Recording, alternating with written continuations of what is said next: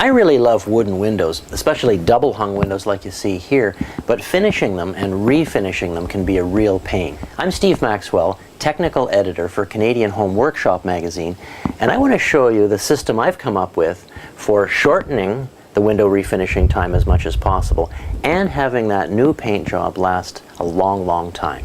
The first part of the process, of course, involves stripping off the old finish. I used a product called Cetol 1 on these windows back in 1989 when I first finished them, and sanding is the best way to remove that finish. If you've got thick coats of old paint, then you might want to try some chemical stripping or some infrared heat stripping. In my case, I start with the 5-inch random orbit sander that I use over the largest, flattest areas of the sash, and then I switch to this cordless detail sander for doing the rounded edges of the frame wherever it meets the glass. Based on what I've learned as I watch these windows age, I'm going to change my finishing strategy a little bit.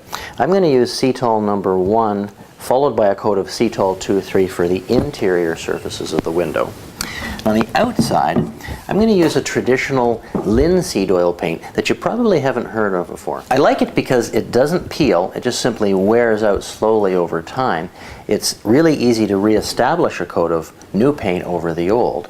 Now, the challenge is applying it though. It's not that easy to get along with, and I want to show you a few tricks for using this unusual but long-lasting paint properly. This is probably the simplest paint in the world. It's made with nothing more than organically grown, boiled, cold-pressed linseed oil, some pigment, and a small amount of drying agent. There's actually no solvent to evaporate from this paint. It simply hardens by chemical reaction with the air. Now, that said, the pigment settles out so tenaciously. I think it's almost impossible to mix the pigment back in, even after the paint has sat for just a week or so. So that's why